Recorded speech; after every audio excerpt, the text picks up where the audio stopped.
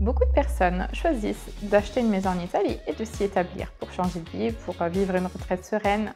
Disons que les raisons sont nombreuses. Dans cette vidéo, on va essayer de voir les particularités de l'achat immobilier pour les résidents. Moi, je suis Jessica d'Ali en Italie, la première agence qui vous aide à vous expatrier, trouver un emploi et investir en Italie. Je vous laisse le lien en description pour tous nos services ainsi que la liste de nos prochains webinaires gratuits dédiés à l'achat immobilier. Et revenons un petit peu à l'achat immobilier pour les résidents. En Italie, disons que l'État italien a décidé de faciliter l'accès à la propriété pour les résidents, ce qui veut dire qu'il taxe un petit peu plus les résidences secondaires, j'en ferai une vidéo à part, mais pour les résidents qui sont propriétaires, disons qu'il y a un petit peu moins de taxes. Déjà, au moment de l'achat, donc la TVA et disons tout ce qui est taxe sur la valeur cadastrale, se réduit à 4% au lieu de 8% pour les résidences secondaires. Une fois que vous êtes établi dans la maison, contrairement à la résidence secondaire, vous n'avez pas de taxe de propriété. Donc disons que vous avez un accès déjà à la propriété avec moins de taxes et en plus vous ne payez pas de taxes foncières au moment où vous y établissez votre résidence. De plus, si vous décidez de rénover votre maison et que vous êtes éligible au bonus rénovation, en plus vous avez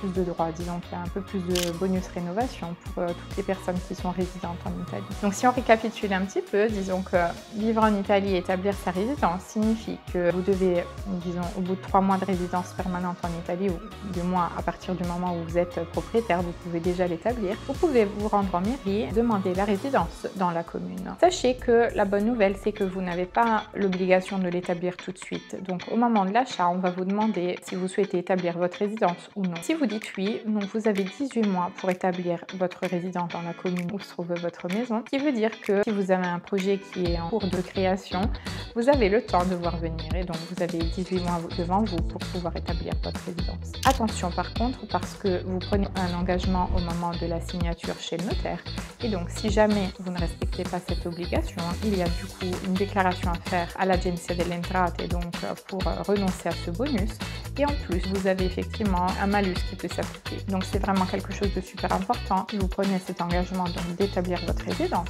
cela signifie que vous avez l'obligation de la prendre dans les 18 mois. Prendre la résidence en Italie signifie que vous allez également passer la majeure partie du temps en Italie et qu'en plus vous dépendrez donc du système sanitaire italien. Donc dans certains cas, soit vous devez renoncer au système sanitaire de votre pays, soit si vous êtes retraité, pour les Français par exemple, vous avez le formulaire S1 qui vous est donné par la CPAM pour pouvoir vous inscrire au système sanitaire italien avec les mêmes droits que les Italiens, donc de façon gratuite. Pour tous les autres, disons que vous devez également avoir une attestation pour pouvoir vous inscrire au système sanitaire italien. Voilà un petit peu ce que je voulais vous dire sur la résidence en Italie, donc l'achat pour les résidents. Est-ce que vous imaginez, disons que vous aviez par exemple le temps de 18 mois pour pouvoir établir votre résidence ou que vous aviez droit, disons, à ces avantages? N'hésitez pas à m'écrire vos questions aussi dans les commentaires. J'en profite pour vous inviter au prochain webinaire dédié à l'achat immobilier et on se retrouve à la prochaine vidéo.